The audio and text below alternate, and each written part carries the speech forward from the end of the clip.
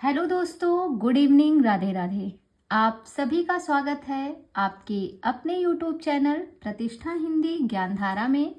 तो दोस्तों, आज हम बात करेंगे भक्ति काल में महाराष्ट्र के जो भक्त संत हैं नामदेव के संदर्भ में, और उसके बाद जो और भी संत कवि हैं उनका हम विस्तृत अध्ययन करेंगे।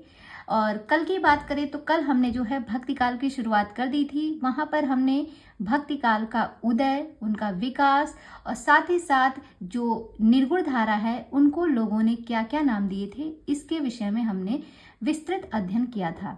जिन भी लोगों ने मेरी कल की क्लास नहीं देखी थी और अगर वो ये सब जानकारी प्राप्त करना चाहते हैं तो आप मेरे चैनल की प्लेलिस्ट में जाइएगा। वहाँ पर जो भक्ति काल की प्लेलिस्ट बनी है वहाँ से आप उस टॉपिक का अध्ययन कर सकते हैं। और आज हम बात करेंगे नामदेव के विषय में। तो नामदेव की जब हम बात करते हैं तो ध्यान रखिएगा ये कहाँ के संत थे। तो सबसे पहले बात करेंगे नामदेव कहाँ के संत थे, तो ये महाराष्ट्र के थे, ये बात ध्यान रखिएगा। दूसरी बात है संप्रदाय। अगर हम संप्रदाय की बात करें तो इनका जो संप्रदाय है वो है वारकरी संप्रदाय। अब बात करते हैं इनके जन्म और मृत्यु के। नामदेव का जो जन्म है वो 1135 ईस्वी में हुआ था और मृत्यु की बात करें तो 1215 ईस्वी में इनकी मृत्यु हुई थी। जाति की बात करें तो जाति से ये दर्जी थे। गुरु का नाम, इनके गुरु के नाम की अगर हम बात करें तो इनके गुरु थे विसोबा खेचर जी। ये मोस्ट इंपॉर्टेंट है, कई बार प्रश्न बना है। नामदेव के गुरु कौन थे, तो वो थे विसोबा खेचर।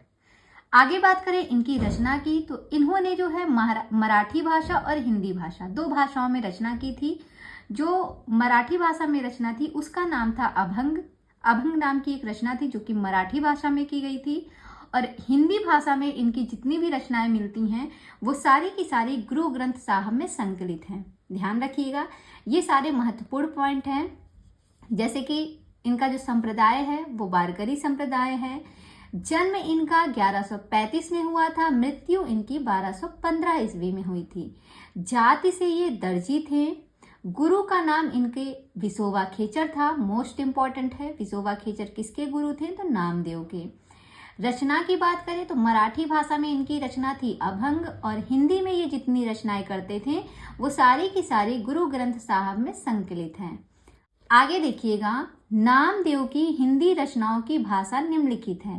कहते हैं कि जो नामदेव जी थे इन्होंने हिंदी में जो रचनाएं की थी उनकी भाषा जो है वो अलग अलग है, निम्नलिखित है। कौन कौन सी भाषा है, तो पहला जो पॉइंट है वो ये कहता है कि सगुण भक्ति के पदों की भाषा ब्रज भाषा है। मतलब कि नामदेव जी ने जो सगुण भक्ति की थी, सगुण भक्ति के जो पद गाए थे उसकी जो भाषा है वो ब्रज भाषा है। दूसरा पॉइंट कहता है कि निर्गुण पदों की भाषा यानी कि नाथ पंथियों द्वारा गृहीत खड़ी बोली या सधुक्कड़ी भाषा है। अगर सगुण भक्ति के पदों की बात की जाए तो सगुण भक्ति के जो पद हैं वो नामदेव ने ब्रज भाषा में गाए थे। जो निर्गुण पद गाए गए थे इनके द्वारा, नामदेव के द्वारा, उसकी जो बोली है वो खड़ी बोली या सधुक्कड़ी भाषा है। दोनों पॉइंट क्लियर हुआ। सगुण भक्ति के जो पद हैं वो ब्रज भाषा में इन्होंने गाए और निर्गुण पद जो हैं उन्होंने, नामदेव ने निर्गुण पद की अगर हम बात करें तो निर्गुण पद नामदेव ने खड़ी बोली या फिर सधुक्कड़ी भाषा में गाए। तो ये दोनों पॉइंट बहुत इंपॉर्टेंट है, इसको भी ध्यान रखिएगा। आगे देखते हैं, प्रमुख संत कवियों का संक्षिप्त जीवन वृत्त निम्न है। अब अभी तो हमने नामदेव के बारे में पढ़ा, नामदेव भी संत कवि थे, कहाँ के थे, महाराष्ट्र के थे। अब देखिए और जो संत कवि हैं इनके बारे में एक एक करके सबके बारे में हम पढ़ते हैं। सबसे बात करते हैं रैदास की। रैदास की बात करें तो रैदास जो है इनका जन्म 1388 ईस्वी में हुआ, मृत्यु इनकी 1518 ईस्वी में हुई। जन्म स्थल की बात करें तो इनका जन्म काशी में हुआ था। गुरु के नाम की बात करें तो रैदास के जो गुरु हैं वो रामानंद थे। रैदास की जो जाति है वो चमार जाति थी। इनके माता पिता का नाम नहीं पता है, लेकिन जाति इनकी मोस्ट इंपॉर्टेंट है। यहाँ पे जितने लोगों की भी हम संत कवियों के बारे में पढ़ेंगे सबकी जातियाँ जरूर ध्यान रखिएगा। तो रैदास जो है वो जाति से चमार थे। गुरु के नाम की बात करें तो रामानंद इनके गुरु थे। जन्मस्थल इनका काशी है। जन्म इनका 1388 ईस्वी में हुआ, 1518 में इनकी मृत्यु हुई। देखिए कैसे याद करेंगे अगर रैदास का जन्म याद करना हो तो कहते हैं कि मैंने जो है ऐसे आप कनेक्ट कीजिएगा, तेरे से मैंने बार बार कहा था कि तू दास ना बन, अगर तू दास बनेगा तो तुझे 8-8 आंसू बहाने पड़ेंगे। तेरे से कहा था कि दास ना बन, अब तू दास बन गया तो 8-8 आंसू बहा। तेरे से कहा था यानी कि तेरा, और दास बन गया यानी कि रैदास बना, और जब तू दास बन गया किसी का तो अब तुझे 8-8 आंसू बहाने पड़ेंगे। तो 8-8 से 1388, ये इनका पूरा समय हो गया। बात करें अगले संत कवि की तो अगले संत कवि हैं कबीरदास। कबीरदास का जन्म 1398 ईस्वी में हुआ, इनकी भी मृत्यु 1518 ईस्वी में हुई। जन्मस्थल की बात करें तो इनका भी जन्म काशी में हुआ था। इनके गुरु का नाम रामानंद था। जाति से ये जुलाहा थे, इनकी भी जाति बहुत पूछी गई है। माता पिता के नाम की बात करें तो इनके माता पिता का जो नाम है नीरू और नीमा है। क्या नाम है इनके माता का? नीरू और नीमा। आगे बात करें अगले जो संत कवि हैं वो हैं जम्बनाथ। जम्बनाथ का जो जन्म है वो 1351 ईस्वी है और मृत्यु इनकी 1523 ईस्वी में हुई थी। ये इनका जो जन्मस्थल है वो नागौर जिला में है। गुरु के नाम की बात करें तो इनके गुरु थे बाबा गोरखनाथ। याद रखिएगा, जम्बनाथ के जो गुरु थे वो बाबा गोरखनाथ थे। जाति की बात करें तो ये राजपूत जाति से थे। जम्बनाथ की जाति क्या है? राजपूत है। आगे बात करें तो अगले जो संत कवि हैं वो हैं हरिदास निरंजनी जी। हरिदास निरंजनी का जन्म 1455 ईस्वी में हुआ था और 1553 में इनकी मृत्यु हुई है। जन्म कब हुआ? 1455 ईस्वी में और मृत्यु कब हुई? 1553 ईस्वी में। जन्मस्थल इनका डिडवाड़ में है। ये इनका प्रश्न कई बार पूछा भी गया है। हरिदास निरंजनी का जो जन्मस्थल है वो कहाँ पे है? तो इनका जो जन्मस्थल है वो कहाँ पे है? डिडवाड़ में है। इनके गुरु के नाम की अगर हम बात करें तो इनके गुरु का नाम जो है वो है प्रागदास। ये भी इम्पोर्टेंट है, ध्यान रखिएगा। इनके जो गुरु का नाम है वो क्या है? वो है प्रागदास। और एक चीज और, यहाँ पे जो कबीरदास का जन्म दिया गया है 1398, इसको ना हो तो आप लोग नीचे नोट कर लीजिएगा। 1398 जो कबीरदास का जन्म है तो सर्वमान्य यही, तो इसको जो है बच्चन सिंह, माता प्रसाद और विश्वनाथ त्रिपाठी ने माना है 1398।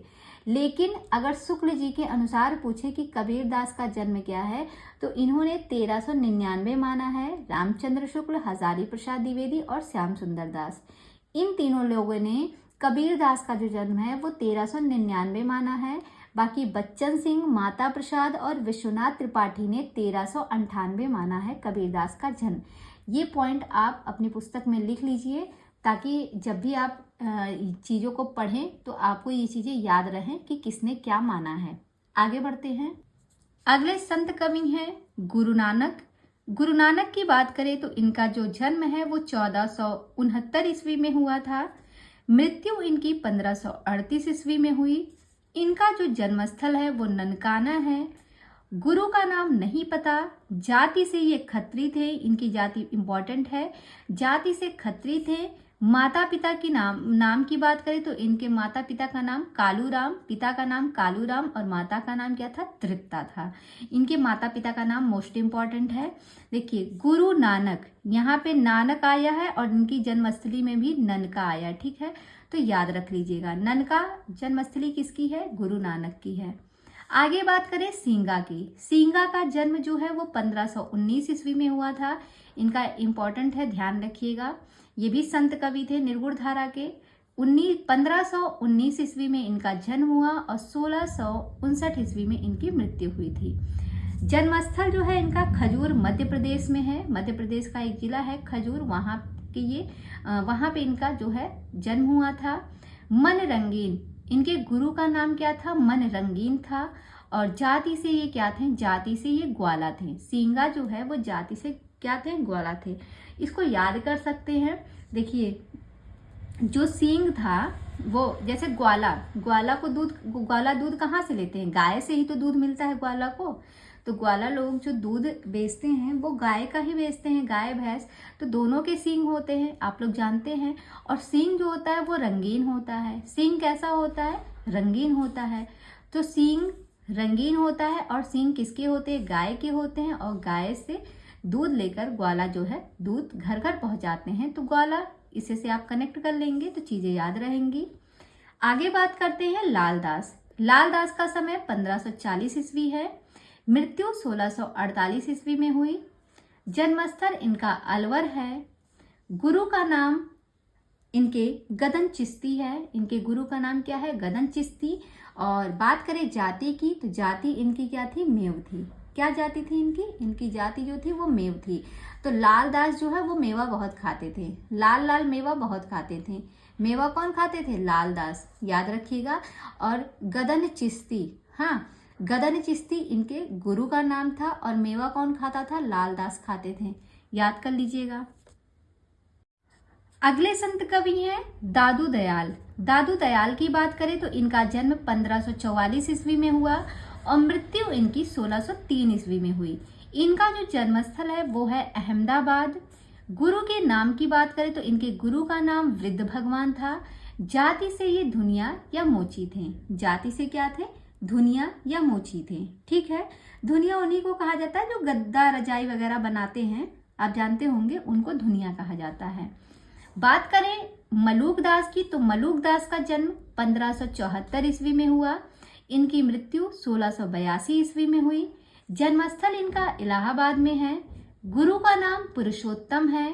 जाति से ये भी खत्री थे। जिस प्रकार गुरु नानक देव खत्री जाति के थे, उसी प्रकार मलूक दास जो है ये भी खत्री जाति से थे। और इनके माता पिता के नाम की अगर हम बात करें तो माता पिता में इनके सुंदरदास नाम आता है। आगे बात करें तो आगे हैं बाबा लाल। बाबा लाल का जो जन्म है वो 1590 ईस्वी में हुआ और 1655 ईस्वी में इनकी मृत्यु हुई थी बाबा लाल की। एक है लाल दास, वो अलग है, और एक है बाबा लाल, ध्यान रखिएगा। लाल दास 1540 ईस्वी में पैदा हुए थे और बाबा लाल 1590 ईस्वी में। ठीक है, यानी कि इनके 50 साल बाद जो है बाबा लाल पैदा हुए थे और 1655 ईस्वी में इनकी मृत्यु हुई थी। और ये कहाँ पे? पंजाब में इनका जन्म हुआ था। ये क्षत्रिय परिवार में पैदा हुए थे। इनकी जाति क्या थी? बाबा लाल की क्षत्रिय थी। और लाल दास की जाति क्या थी? वो मेव थी। जो लाल दास थे वो ज्यादा मेवा खाते थे और जो बाबा लाल थे वो क्षत्रिय थे। बाबा बड़े थे, भाई बाबा लग गया, तो बाबा लाल जो थे वो क्षत्रिय थे और जो उनके लाल थे, लाल दास, वो मेवा खाते थे। बात करें सुंदरदास की, तो सुंदरदास का जन्म 1596 ईस्वी में हुआ और 1689 ईस्वी में इनकी मृत्यु हुई। इनका जो जन्म स्थल है वो जयपुर में है। गुरु के नाम की बात करें तो दादू दयाल इनके गुरु थे। दादू दयाल, वही दादू दयाल जिनका जन्म 1544 ईस्वी में हुआ था, जिनके गुरु थे वृद्ध भगवान। तो उनके गुरु कौन थे? वृद्ध भगवान दादू दयाल के गुरु थे। और दादू दयाल किसके गुरु थे? सुंदरदास के गुरु थे। सुंदरदास का जन्म जयपुर में हुआ था। ये जाति से बनिया थे, याद रखिएगा। ये जाति से, सुंदरदास क्या थे? जाति से बनिया थे। माता पिता के नाम की बात करें तो इनके पिता का नाम परमानंद था और माता का नाम सती था। ये इंपॉर्टेंट है, ध्यान रखिएगा। आगे देखिएगा, एक कथन है, डॉक्टर बच्चन सिंह ने लिखा है, हिंदी भक्ति काव्य का प्रथम क्रांतिकारी पुरस्कर्ता कबीर है। हिंदी भक्ति काव्य का प्रथम क्रांतिकारी पुरस्कर्ता कबीर है। ये कथन बच्चन सिंह के द्वारा कहा गया है। तो इसमें आप एक शब्द को पकड़िएगा, क्रांतिकारी। तो आप जानते हैं जो बच्चे छोटे होते हैं, जिनकी एज बहुत ज़्यादा नहीं है, अभी जो आप समझ लीजिए जो 15-20 साल की एज है, तो उनके अंदर ना क्रांतिकारी की भावना ज़्यादा होती है। बच्चों के अंदर जो है क्रांतिकारी की भावना ज़्यादा होती है। जो बड़े लोग होते हैं वो लोग तो सोचते हैं किसी तरीके से अपनी ज़िंदगी, हम जो भी समय है अपना हंसी खुशी से बिताएं, हमें किसी लफड़े में नहीं पड़ना। लेकिन जो बच्चे होते हैं उनके अंदर जो है क्रांतिकारी की भावना ज़्यादा होती है। तो क्रांतिकारी से आप कनेक्ट कर लीजिएगा, ये किसका कथन है? तो ये बच्चन सिंह का है। नेक्स्ट पॉइंट है, मुसलमानों के अनुसार कबीर के गुरु का नाम सूफी फकीर शेख तकी था। ये सिकंदर लोदी के पीर थे, यानी कि गुरु थे। कहते हैं जो मुसलमान लोग थे वो कहते हैं कि कभी अगर मुसलमानों के अनुसार कबीर के गुरु का नाम पूछा जाए तो उन लोगों ने जो है सूफी फकीर शेख तकी को इनका गुरु बताया था, जो कि सिकंदर लोदी के पीर गुरु थे। याद रखिएगा। तो मुसलमानों के अनुसार कबीर के गुरु कौन थे? तो मुसलमानों के अनुसार जो कबीरदास थे उनके गुरु का नाम क्या है? फकीर शेख तकी, ये इनके गुरु थे। और हिंदू लोगों के अनुसार जो है कबीरदास के गुरु कौन थे? रामानंद थे। तो मुस्लिमों के अनुसार जो कबीरदास के गुरु बताए जाते हैं वो सूफी फकीर शेख तकी बताए जाते हैं, ये ध्यान रखिएगा। और जो सूफी फकीर शेख तकी जी थे ये सिकंदर लोदी के पीर गुरु थे।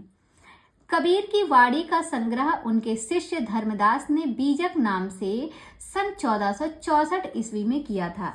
बीजक नाम याद रहता है लेकिन समय नहीं याद रहता, तो ये ध्यान रखिएगा। कबीरदास की जो रचनाएं थी उनकी वाणी का जो संग्रह था वो उनके शिष्य धर्मदास ने बीजक नाम से किया था और 1464 ईस्वी में किया था। बीजक के 3 भाग किए गए थे। जो बीजक नाम से उन्होंने उनका संग्रह किया था कबीर की वाणियों का, उसके कितने भाग किए गए? 3 भाग किए गए, रामायणी, सबद और साखी। अब देखते हैं, कहते हैं कबीर की रचनाओं में प्रयुक्त छंद एवं भाषा निम्न है। कबीर की जो रचनाएं हैं उनमें जो प्रयुक्त छंद हैं और उनकी जो भाषा है वो अलग अलग हैं। देखते हैं, सबसे पहले बात करें रामायणी की, तो जो रामायणी है इसका अर्थ होता है रामायण। रामायणी का अर्थ होता है रामायण। और इसमें प्रयुक्त छंदों की बात करें तो इसमें चौपाई और दोहा छंद का प्रयोग किया गया है। रामायण में किसका छंद प्रयोग है? रामायण में कौन सा छंद प्रयोग है? चौपाई और दोहा। भाषा की बात करें तो यह ब्रज भाषा और पूर्वी बोली है। इसकी भाषा क्या है? ब्रज भाषा और पूर्वी बोली है। अगली रचना है सबद। सबद का अर्थ होता है शब्द। सबद का अर्थ क्या होता है? शब्द होता है। ये तो पढ़ने से ही समझ में आ रहा है। और शब्द जो है इसमें गेय पद, शब्द में कौन सा छंद प्रयोग किया गया है? गेय पद प्रयोग किया गया है। भाषा जो है वो ब्रज भाषा और पूर्वी बोली है। तो रामायणी और सबद इन दोनों का जो भाषा है वो सेम है, ब्रज भाषा और पूर्वी बोली। साखी का मतलब होता है साक्षी, और साक्षी में जो प्रयुक्त छंद है वो है दोहा। दोहा तो इसमें प्रयुक्त छंद है, लेकिन भाषा की बात करेंगे तो राजस्थानी पंजाबी मिली खड़ी बोली है। राजस्थानी के साथ उसमें थोड़ी बहुत पंजाबी मिली है और उसके साथ साथ खड़ी बोली भी मिली हुई है। तो राजस्थानी पंजाबी मिली खड़ी बोली का जो प्रयोग है वो साखी में किया गया है। देखिए, इसमें 3 शब्द हैं तो इसमें 2 भाषाएं हैं, ब्रज भाषा और पूर्वी बोली। इसमें भी 3 शब्द है तो इसमें भी 2 भाषाएं हैं, ब्रज भाषा और पूर्वी बोली। सेम ये समझ में आ रहा है। लेकिन साखी में 2 ही शब्द हैं, लेकिन इसकी जो भाषा की बात करेंगे तो इनमें 3 भाषा मिलती है, राजस्थानी, पंजाबी और खड़ी बोली। ठीक है, तो आप इस चीज को थोड़ा सा ध्यान रखिएगा। कभी आएगा अगर साखी देता है तो साखी है तो 2 शब्दों में, लेकिन इसमें 3 भाषाएं मिलती हैं। लेकिन रामायणी और सबद में 3 शब्द प्रयोग किए गए हैं, मतलब 3 अक्षरों में लिखा हुआ एक शब्द है। रामायणी में भी 3 वर्ड है, सबद में भी, लेकिन इनमें जो भाषा है वो दो भाषा है। जैसे ब्रज भाषा और पूर्वी बोली, ब्रज भाषा और पूर्वी बोली, तो दोनों की भाषा सेम है। अब बात करें अर्थ की, तो अर्थ तो आप समझते ही हैं। रामायणी का अर्थ होता है रामायण, सबद का होता है शब्द, नाम से ही पता चल रहा है, और साखी का होता है साक्षी। रामायण जो है ये बड़ा है तो इसमें चौपाई प्लस दोहा छंद है, और जो शब्द है वो गेय पद है, सबद में गेय पद है, और साक्षी जो है ये दोहा है। ठीक है, साक्षी जो है वो दोहे छंद में गाया गया है। तो इसको थोड़ा समझ जाइएगा, 1-2 बार इसको पढ़ लीजिएगा तो अच्छे से ये याद हो जाएगा। आगे देखिएगा, कबीरदास की भाषा को पंचमेल खिचड़ी, सधुक्कड़ी आदि नाम से अभिहित किया गया है। कबीरदास की जब भाषा की अगर हम बात करें तो इनकी भाषा जो है वो पंचमेल खिचड़ी, किसी ने पंचमेल खिचड़ी कहा तो किसी ने सधुक्कड़ी भाषा कहा, आदि नामों से अभिहित किया है। आचार्य हजारी प्रसाद द्विवेदी ने कबीर को भाषा का डिक्टेटर कहा है। ये प्रश्न तो आपने बचपन से ही पढ़ा होगा और अभी भी एग्जामों में ये प्रश्न आता है कि कबीरदास को भाषा का डिक्टेटर किसने कहा है, तो ये कहा है हजारी प्रसाद द्विवेदी ने। आगे बात करें तो अगला पॉइंट है, आचार्य रामचंद्र शुक्ल के अनुसार कबीर की वचनावली की सबसे प्राचीन प्रति सन 1512 ईस्वी में लिखी गई।